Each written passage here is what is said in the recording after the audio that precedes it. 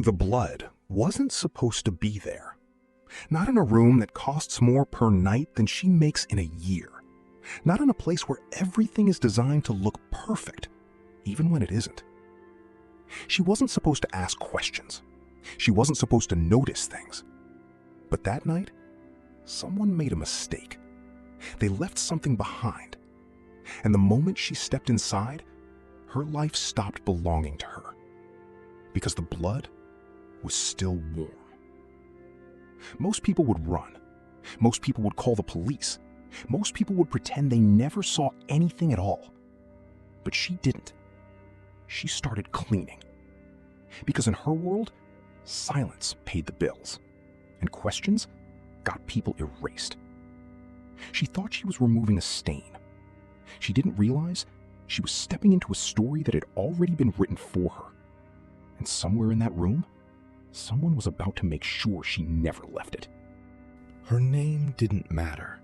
Not to the guests, not to the system, not to the building that swallowed people like her every day and forgot them just as quickly. To them, she was just housekeeping. Invisible, replaceable, temporary. She lived in a place no one ever films. A single room above a street that never really slept, but never really moved forward either. Every hour mattered. Every shift mattered. Because when you're that close to losing everything, you don't get the luxury of fear. You just keep going. Every morning she entered a world she didn't belong to. Polished floors, quiet elevators, smiles that never reached the eyes.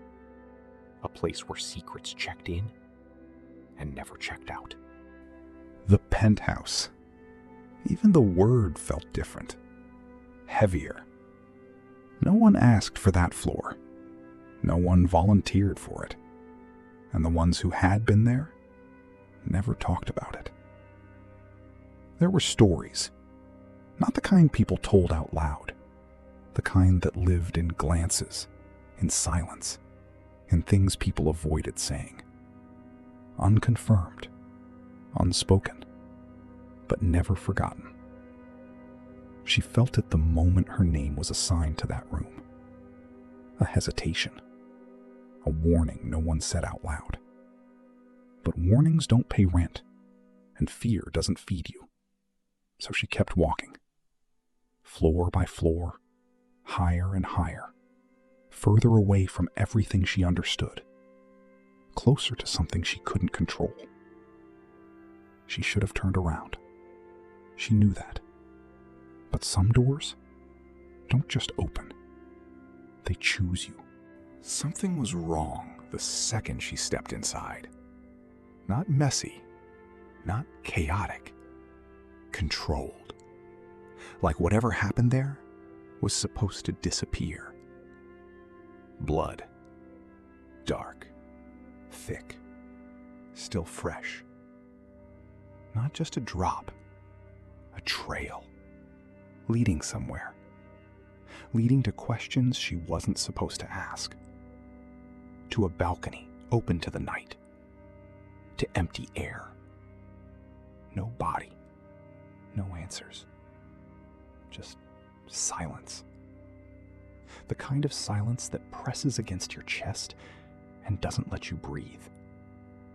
This wasn't an accident. And deep down, she knew that. She had a choice. Walk away. Call someone. Pretend this never happened. But survival doesn't always look like doing the right thing. Sometimes, it looks like doing nothing at all. So she put on the gloves, and she erased it. Every trace, every mark, every sign that something had gone wrong. Not knowing, she was cleaning up for the person who caused it. He didn't ask questions. He didn't need to. He studied her the way people like him study everything. Slowly, carefully, like she was something to be understood before being decided. Most people run. She didn't. She stayed. She saw the blood, the balcony, the silence, and she stayed. That told him everything, because in his world, people only stay for two reasons.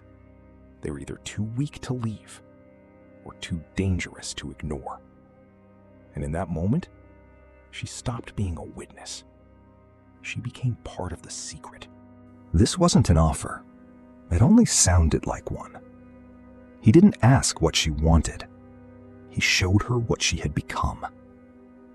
You walk into a room like that, you see what happened, and then you erase it. You don't stay innocent. You cross a line. And once you cross it, you don't step back. You disappear. Or you adapt. He gave her two choices: leave and spend the rest of her life looking over her shoulder, or stay. By morning, everything was perfect again. The room, the glass, the floor. No evidence, no memory, no trace of what happened.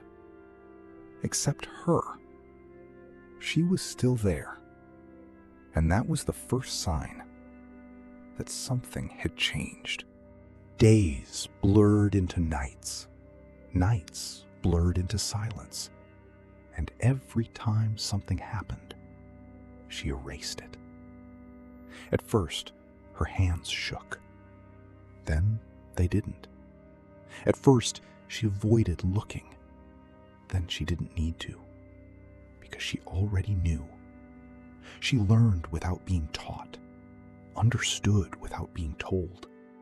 The way he moved, the way he spoke, the way people disappeared from conversations and never came back. The outside world tried to reach her. Missed calls, messages, fragments of a life she used to have. She stopped answering, because the longer she stayed, the less that life felt real. She had everything people dream about: luxury, money, access. And none of it meant anything, because none of it was hers. And slowly, something inside her shifted. She wasn't just surviving it. Power doesn't always show itself. Sometimes it reveals itself in what someone doesn't say, in the way they hesitate, in the moments they almost feel human. He didn't trust people, not because he couldn't, but because he already had, and it cost him everything. Loyalty, trust, betrayal. Those weren't just words to him. They were scars. And for a moment, just a moment, she saw it. Not the man everyone feared, but the man who learned too late that trusting the wrong person doesn't just hurt you, it destroys you. That's why she was still there. Not because he trusted her, but because she had already proven something more valuable. She could see everything and stay quiet. But no system lasts forever. Every structure cracks. Every empire gets tested. And when it does, it doesn't ask for permission. It breaks in. The call came. Short. Urgent. They know. He didn't panic. He didn't hesitate. He prepared. Because people like him don't wait for danger. They expect it. But this time, something was different. This time, it reached his door. The knock wasn't polite. It wasn't patient. It was inevitable. And when it finally broke through, everything changed. This wasn't something she could clean. This wasn't something she could erase. This was something she had to face. She had a choice. For the first time, a real one. Run or stay. Escape or belong. Because this time, walking away wouldn't just cost her the job. It might cost her everything. And then the moment came. The door, the exit, freedom, right in front of her. She could have taken it. She could have disappeared. She could have survived. But she didn't. She closed it. She locked it. Because she was never trying to escape. She was waiting. The fear was never real. The hesitation was never weakness. The silence was never survival. It was preparation, observation, timing. Because some people don't panic in chaos. They move through it. They study it. They use it. And in that final moment, everything made sense. She wasn't trapped. She wasn't chosen. She wasn't unlucky. She was placed, carefully, deliberately, for this exact moment. Some people don't get caught in the story. They become the reason it ends. So the real question is, when did you realize she wasn't the victim? At the blood? At the silence? Or just now? If you made it this far, you already see what most people miss. Stories like this don't just entertain, they reveal patterns. So tell me in the comments, when did you figure out the twist? And if you want more stories where nothing is what it seems, make sure you subscribe, because the next one, it's even darker.